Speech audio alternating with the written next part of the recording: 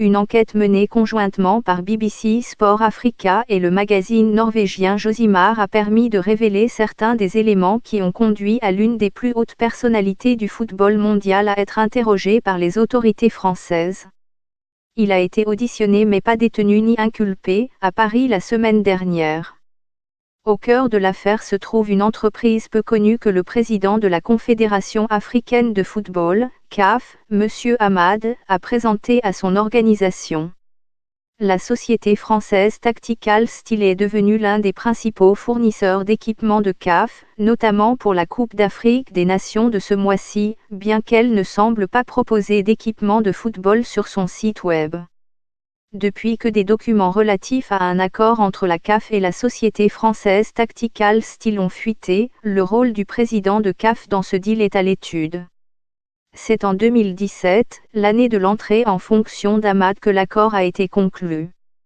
L'accord, qui date de décembre 2017, a été très suivi puisque la CAF, pour le signer, a dû annuler une commande de 210 217 €, 248 055 $, avec l'équipementier Puma pour valider une autre commande alternative de 1 15 313 $ avec Tactical Steel. L'opération avec Puma comprenait un rabais de 60%. La CAF avait décidé de passer à un fournisseur local, chose qui n'a apparemment pas été possible à temps, d'où le choix de Tactical Steel. Ce passage à un nouveau fournisseur assez méconnu a attiré l'attention. Le président de la CAF interpellé en France. La CAF a commencé à combattre la corruption. CAF, le nouveau président refuse un salaire. Certains spécialistes qui ont une connaissance de la CAF estiment qu'il est inhabituel pour l'organisme africain de football d'acheter de l'équipement sportif par l'intermédiaire d'une tierce partie. Elle traite plutôt directement avec les principaux fabricants de sport, comme cela s'est produit régulièrement dans le passé. Selon plusieurs médias, les commandes pour fournir à la CAF des ballons et des kits pour le championnat d'Afrique des Nations, CHAN, au Maroc en janvier 2018 étaient identiques. Le président de la CAF nous a dit que l'accord avec Puma portait sur 13 378 articles sans marque et celui de Tactical Steel sur 35 460 articles de marque, mais les documents que nous avons consultés indiquent que la différence entre les commandes était beaucoup moins importante. L'accord de Puma portait sur un peu plus de 15 000 articles et celui de Tactical Steel sur un peu plus de 22 000. Elles font partie d'une vendetta lancée par un ancien employé de la CAF contre la CAF et son président. Le porte-parole d'Hamad a déclaré que c'est l'administration de la CAF, et non Hamad en tant que président, qui a maintenu et négocié les prix du matériel avec Tactical Steel. Il a également déclaré que l'accord de Tactical Steel s'étalait sur plusieurs années et pas seulement pour la CHAN 2018. Un membre du comité exécutif de la CAF a affirmé que la procédure appropriée n'avait pas été suivie. C'est par mois que pour la première fois que les mots Tactical Steel ont été mentionnés au comité exécutif de la CAF en avril 2019, quand j'ai signalé qu'il y avait cette entreprise, à laquelle payer une énorme somme d'argent, et le comité exécutif n'en était absolument pas conscient, a déclaré Musability.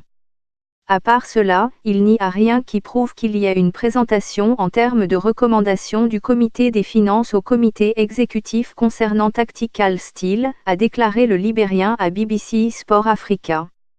Basé à la Seine-sur-Mer, près de Toulon, dans le sud de la France, Tactical Steel a été enregistré auprès des autorités françaises en 2016 et est spécialisé dans la fabrication d'équipements de gym. À la question de savoir si le vice-président de la Fédération internationale du football association avait annulé l'accord avec Puma et avait personnellement approuvé celui avec Tactical Steel à la place, le service des relations publiques d'Hamad a déclaré « Ces accusations sont totalement fausses, malveillantes et diffamatoires ».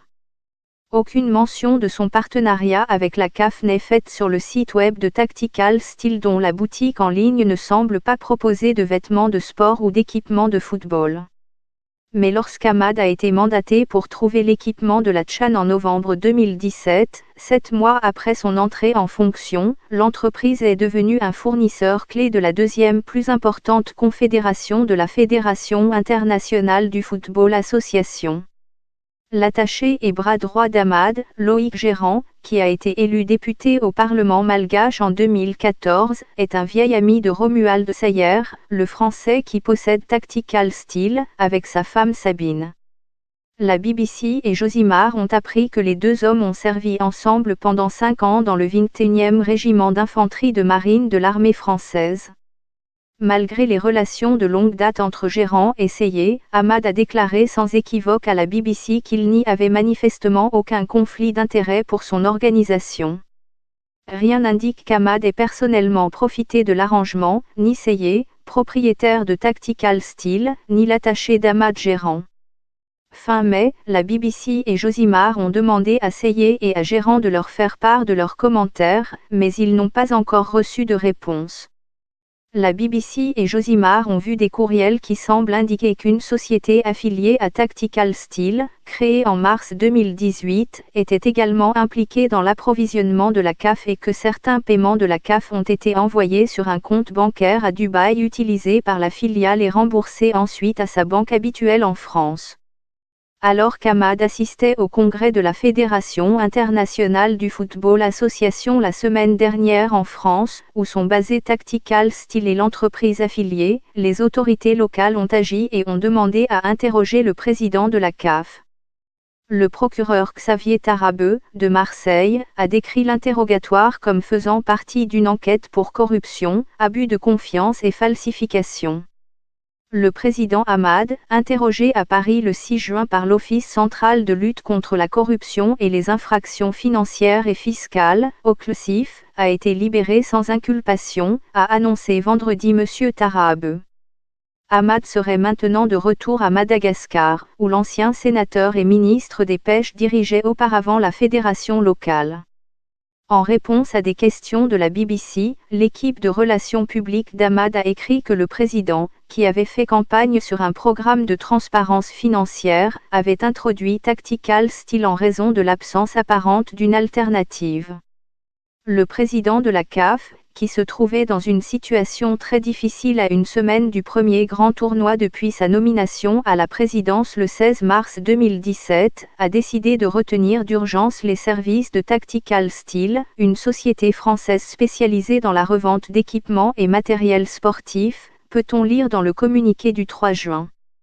Le président de la CAF n'a présenté la société Tactical Steel qu'en raison de l'absence apparente de toute autre alternative, a ajouté le communiqué, citant la proximité de Toulon avec le Maroc pour assurer un transport rapide du matériel, le délai de préavis court et les contraintes des vacances de fin d'année. Un courriel de la CAF vu par la BBC et Josimar indique que Puma avait déjà été considérée comme la seule entreprise d'équipement de sport que la Confédération avait contactée et qui pouvait exécuter la commande. Néanmoins, cet accord a été annulé car la CAF a décidé de faire appel à un autre fournisseur. Les courriels internes de la CAF sont les suivants. Ahmad a reproché à l'ancien secrétaire général Fahmy de ne pas avoir arrangé le matériel de la CHAN à temps, bien que l'Égyptien ait pris ses fonctions en novembre 2017, et a rejeté toutes les allégations contre lui comme fausses.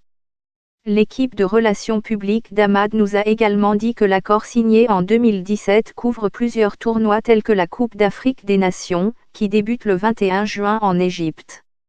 Début 2018, peu après la CHAN, des documents vus par la BBC et Josimar indiquent que la CAF s'est également tournée vers Tactical Steel pour une commande de 60 000 ballons de football cousus main avec les logos de l'organisation, qui seront distribués aux 54 membres de la Confédération. Cette nouvelle entente a coûté environ 1 770 320 $, soit près de $30 la balle en moyenne, comme en témoigne une facture datée du 19 avril 2018, dont les modalités ont été acceptées par la CAF peu après.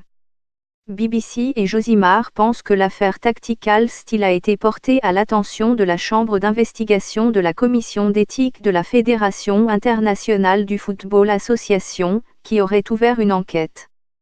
La Fédération internationale du football association demande aux autorités françaises toute information qui pourrait être utile aux enquêtes menées au sein de sa commission d'éthique, a déclaré l'instance dirigeante du football mondial. Dans le courant du mois, le Malgache supervisera sa première Coupe des Nations, l'événement phare de la CAF, en tant que président d'une organisation qui fait actuellement l'objet d'un examen minutieux. Josimar est un magazine de football norvégien indépendant spécialisé dans le journalisme d'investigation.